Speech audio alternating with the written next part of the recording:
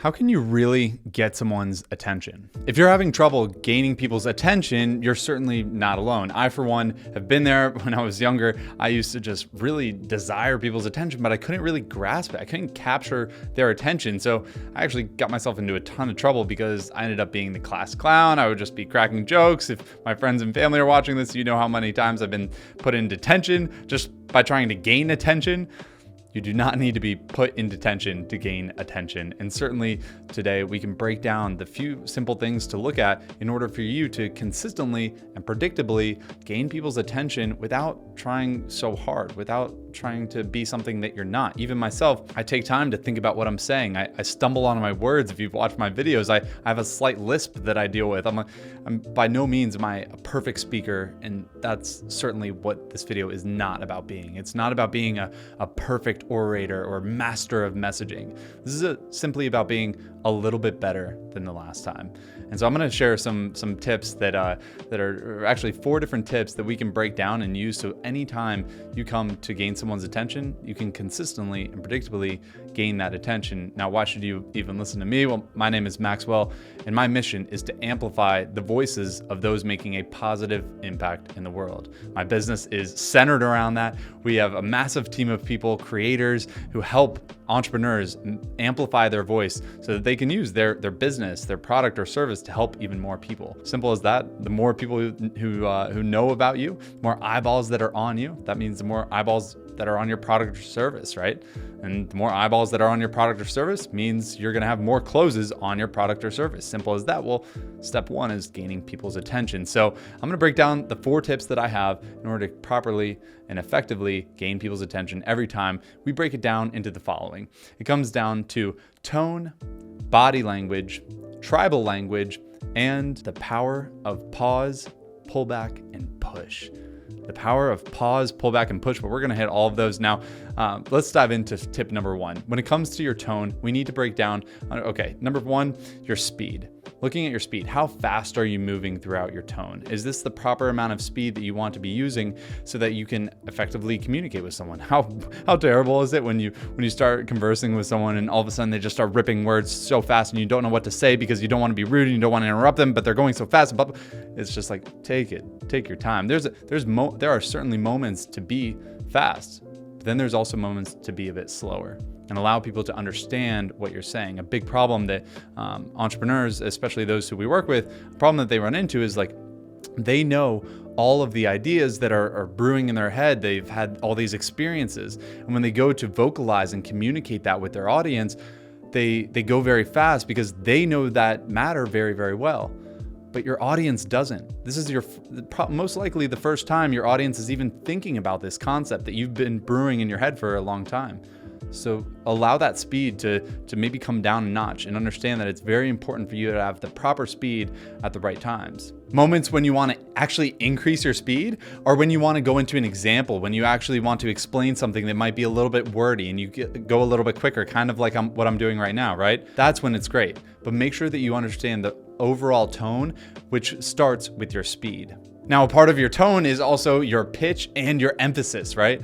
Just like what I'm doing right now, I'm raising my voice a little bit higher because I want you to think about this next subject. It's your pitch, it's raising it so you gain that person's attention, especially when you drop down low. Think about how your voice needs to go up and down, right? Or think about the other side of that is if you're not going up and down with your voice, you're monotone. And when you listen to monotone people, it's just like, oh my God, how much longer do I need to listen to this person, right? So allow your voice to go up and down naturally with what you want to emphasize with. So think about the tone being the overall speed, the pitch at which what you are speaking, and the emphasis that you want to hit. Allow your voice to emphasize certain things, but don't make your whole video or your whole content just this massive emphasis and being so punctual about everything that you want to say. No, allow it to come back and sit back a little bit and slow down when those points matter the most, right? That's when people are like, oh, they're kind of like leaning in on their seat. They're like, oh, tell me more about that, right?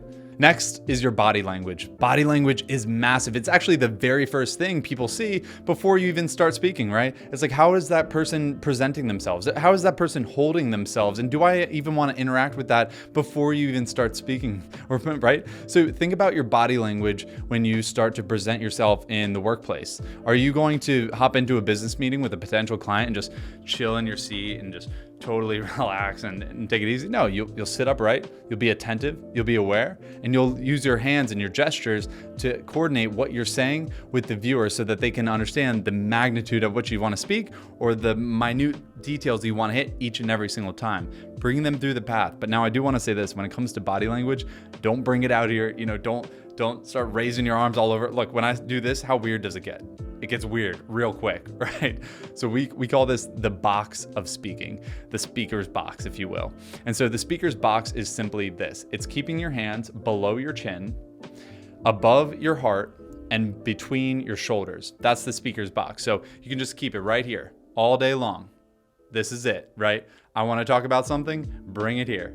You can do countless motions with your hands. Do it right now. Just get familiar with your box. Now, if I wanted to point to a screen, that's totally okay. If I want to gesture to something objective, like a screen or something of the sort, that's completely okay. But when it comes to you expressing what your message is, just verbally, and you want to use your hands and body language to help support your message, keep it inside that speaker's box. Tip 3 of 4 is using the right tribal language, right? Once we have the right tone and we have the right body language to emphasize what we're saying, we need to just sprinkle on in a little bit of tribal language. Now, what exactly is tribal language? Tribal language is when you are using terms within your own industry, within your own space. Actually, the definition of tribal language is when it comes down to different native society groups, but business, if you will, is that we have our own societal groups in our different industries and in our different niche. So bring up terms that are commonplace for your industry, right? In marketing, I might bring up SEO, or I might bring up keywords when it comes to YouTube descriptions. I might say things that are relevant to my exact industry, right? Use the tribal language of your industry. And it's very important that you and your team members clearly understand what types of tribal language are you going to use and consistently use, and better yet, learn.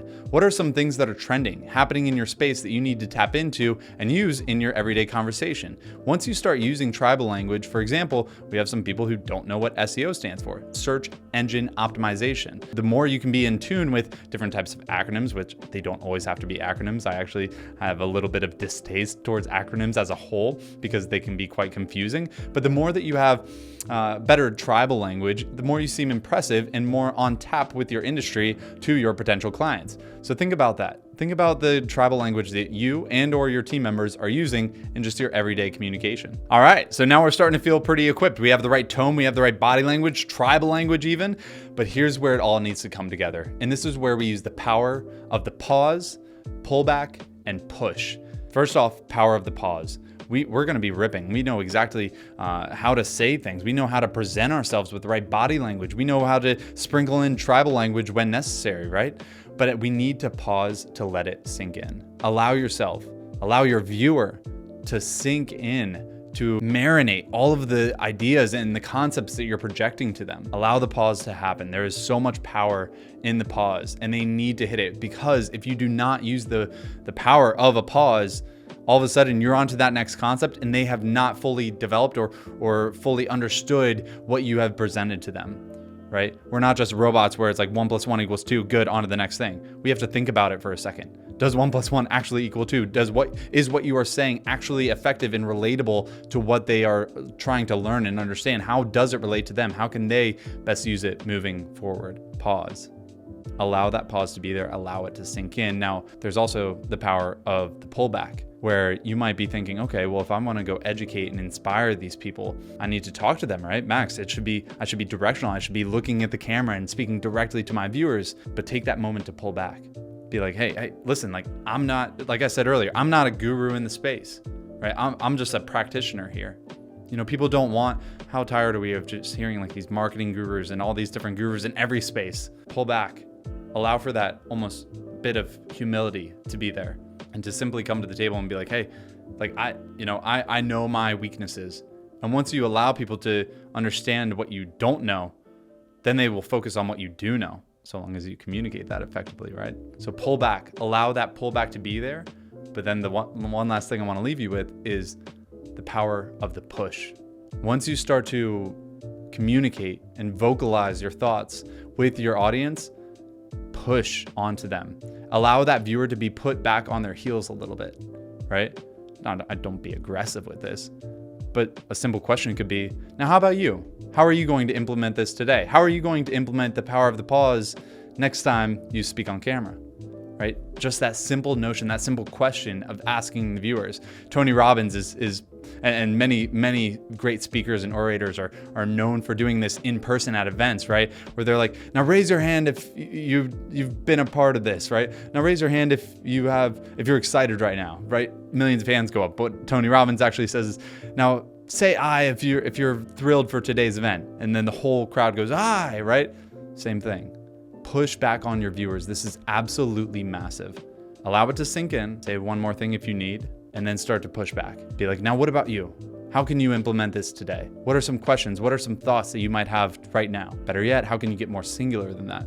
Now, what is the one thing that you can do after this? When someone asks, does anybody have any questions? It's like, well, any questions? That sounds like a lot. I don't know. I don't even know if I have one right now. But a better way to come at that is, what's one area we can do to improve right now? What's one thing we can do to make this one step better next time? Just like what I said in the beginning of this video. This is not about being a perfect speaker. It's just about being a little bit better the next time. 1% better every single time, right?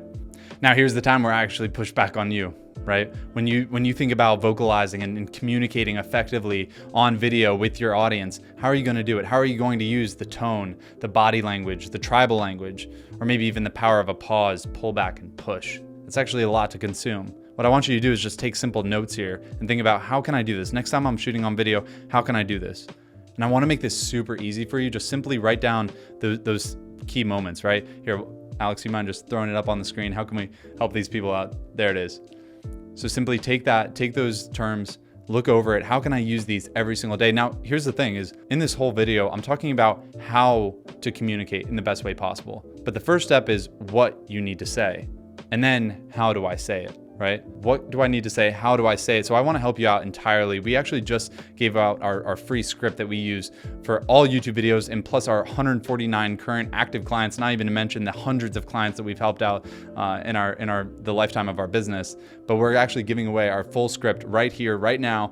The link is down below. You can go get it right here. It's a full script, allows you to clearly understand how to structure all of your videos, from the pain, the vision, solution, the topics, examples, the call to action at the end, to get people to not just watch your videos, not just gain their attention, hold their attention in between, but then have a strong call to action, most likely to do business with you, right? So go get that script. It's, again, the link is down below. You can go check it out right now.